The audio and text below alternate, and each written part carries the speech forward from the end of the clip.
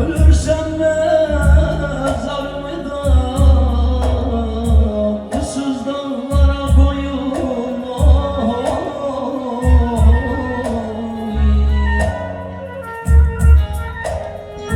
Oradan gelip geçene de tanıyan var mı sorun.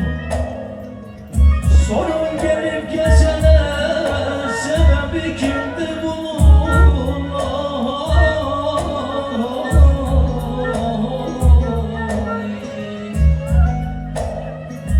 Sorun gelip geçene sebebi kimdi bunun? Denip diyemez belki gözü yaş dolar.